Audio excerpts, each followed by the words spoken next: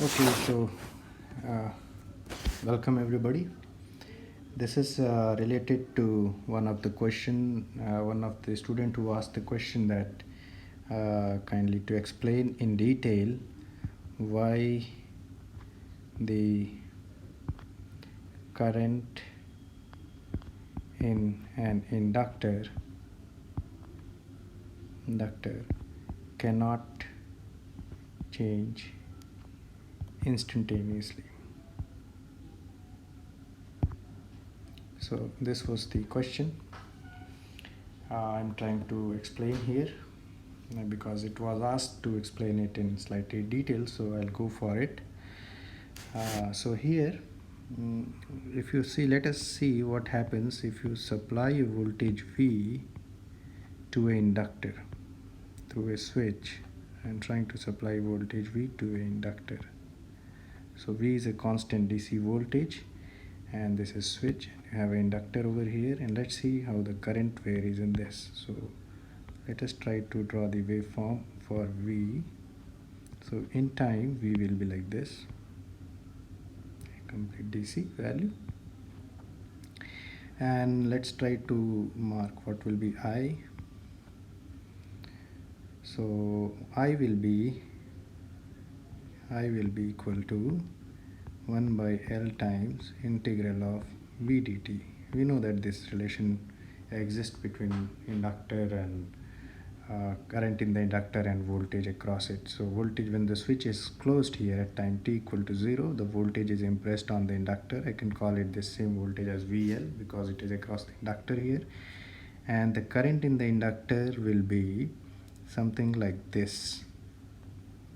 Okay, so see, there is an integral relation. So as you go along time t, the current will increase, and for the same voltage the current will increase up to say infinity. This infinity can be reached in very fast time, very slow time, whatever it is. That depends on what is the value of L and what is the value of V. But this is the way the current in this inductor increases, and if you try to have the slope of this is straightforward linearly related to V. So let us say slope is equal to V here, assuming that other things are now say R1 by L is equal to 1 and so on. So this slope will be equal to V.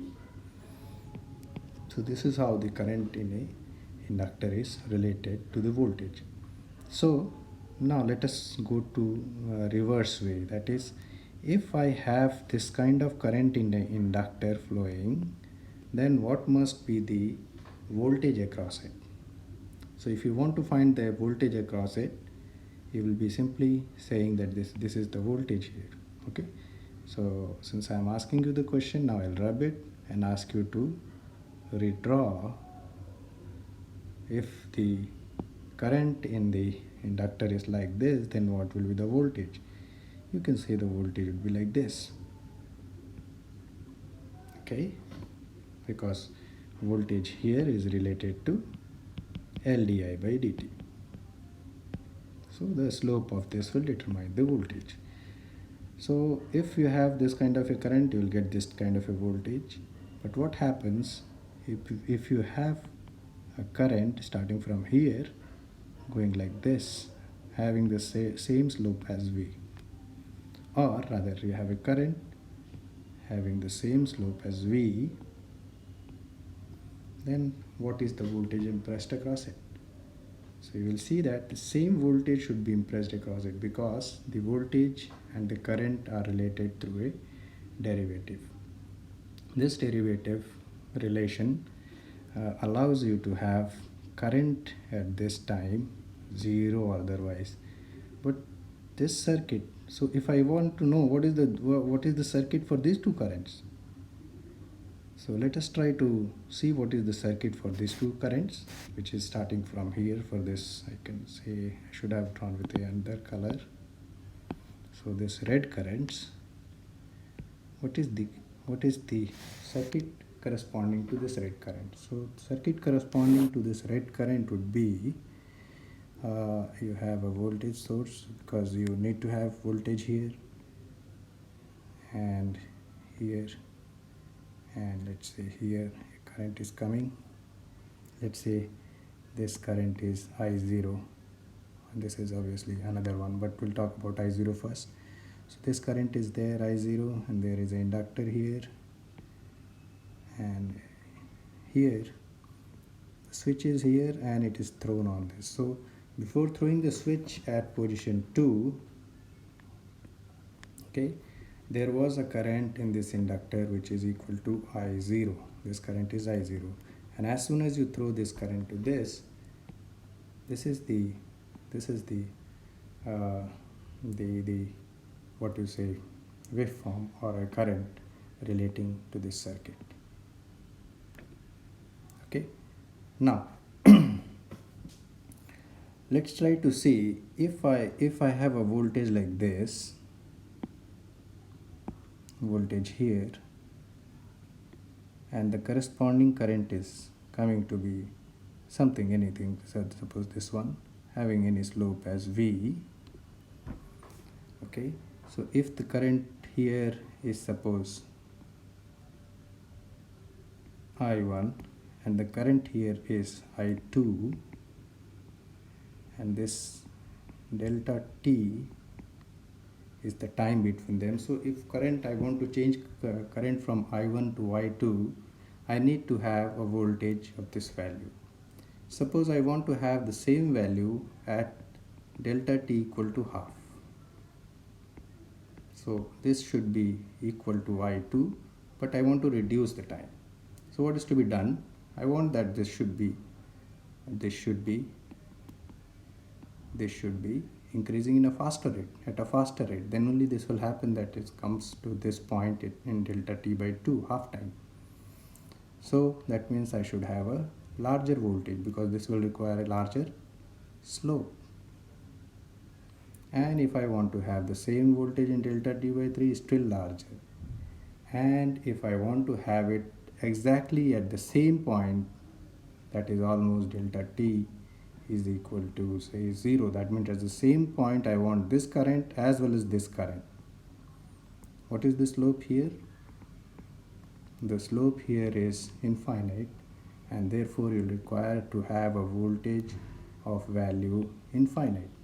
So if you want to change the current in an inductor on the same instant, as soon as you impress a voltage at the same instant, please remember, not slow or fast, I am talking about an instant, same instant, then you will require to have a voltage of infinite value. It doesn't matter that you want to change the voltage by little bit or more. The problem here is the amount of time is so less that it makes the slope infinite, and to have a change in the inductor current at instant, you need to have a voltage of infinite value, which is theoretically or practically impossible. That's why we say that in an inductor current cannot change